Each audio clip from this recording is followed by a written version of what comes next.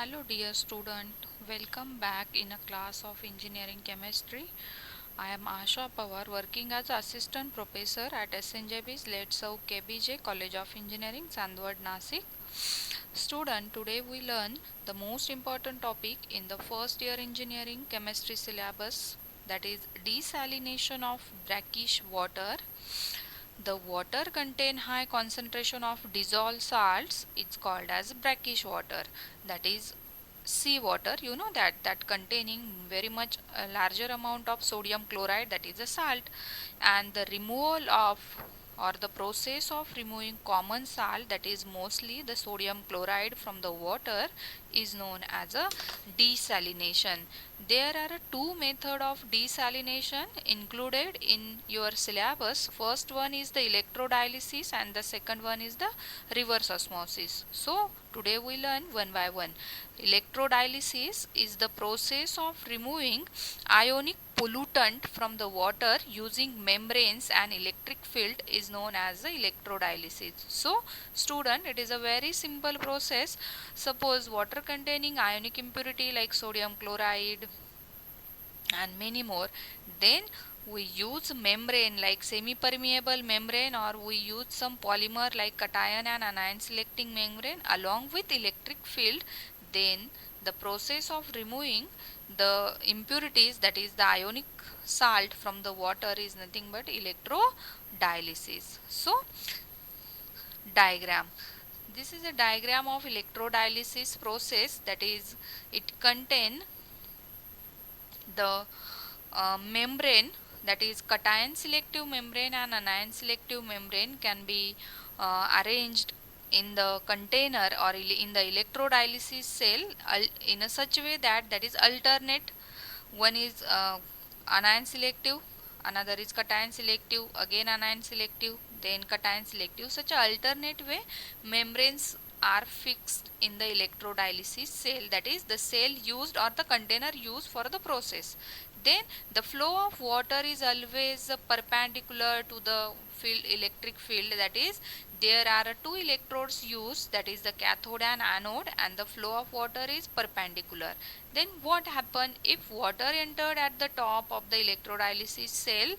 Then there are a alternate membrane, that is cation selective membrane and anion selective membrane. Then the cation can capable to carry only the cations. Cation selective membrane can capable to only carry the cation, because in the cation selective membrane such a groups are fixed that prohibit or uh, don't allow to pass the anions. That is anion repelling groups are there, like the carbonate or sulfates, that prohibit the anion, and that cation selective membrane only carry cation like sodium, calcium, magnesium toward the negatively charged electrode, that is the cathode. Then next to cation selective membrane, anion selective membrane is there. That anion selective membrane can allow to pass only anion like chloride, nitrate, sulfate, negatively charged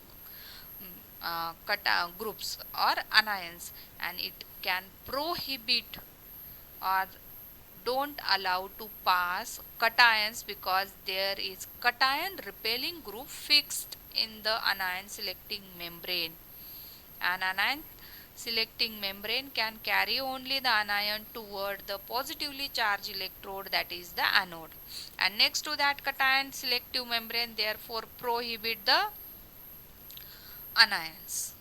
Then finally the alternate stream of fresh water, that is the salt free water and anion free water, or one stream is salt rich water, can be obtained from the electrodialysis cell. Then this electrodialysis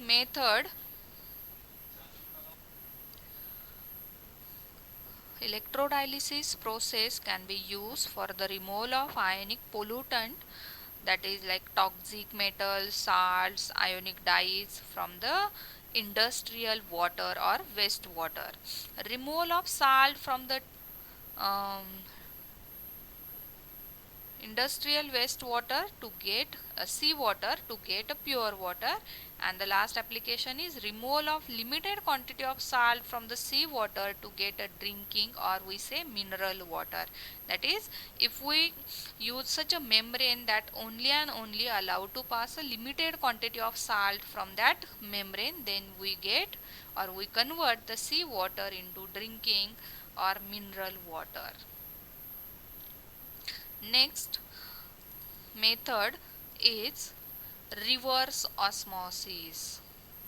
You know that it is a membrane technique, and in that technique we use a semi-permeable membrane having particular porosity, and in the reverse osmosis process selectively we separate the solute or impurities on the basis of pore size, and it totally depend upon the pore size of the membrane. Okay, then in there are various membrane techniques are there, like reverse osmosis, hyperfiltration, ultrafiltration, but in your syllabus only reverse osmosis is there, and it is the most commonly used technique. Okay, so the principle of this method, the flow of solvent from higher concentration to lower concentration solution through the semi-permeable membrane by applying slightly higher external pressure than osmotic pressure of higher concentration solution. That is, we always and always reverse the flow of solvent from higher concentration to lower concentration through a semi-permeable membrane by applying an external pressure on a higher concentration solution, and that external pressure, applied external pressure, is slightly greater than the osmotic pressure of that solution. See the diagram. Here one of the container is taken, it is known as the osmosis cell or RO cell. In that one compartment there is a salt rich water, that is impurity water can be taken, and in another compartment fresh water is there.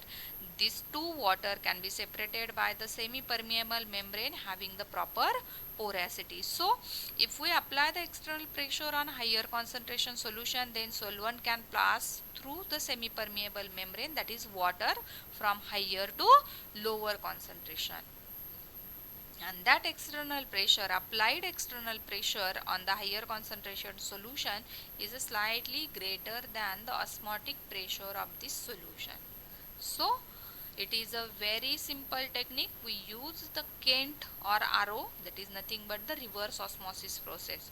Semi-permeable membrane made up of from the polymeric material like acrylics, polyamide or aramide, that is nitrogen containing polymer, specifically used to prepare or to made up of the membrane. Okay, then what is the advantages of this method? It is a very advantageous method because it remove ionic, colloidal, non-ionic impurity from the water.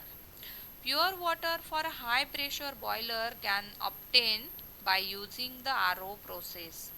RO process is used to obtain the drinking mineral water. It is simple to operate and the cost of the process is low.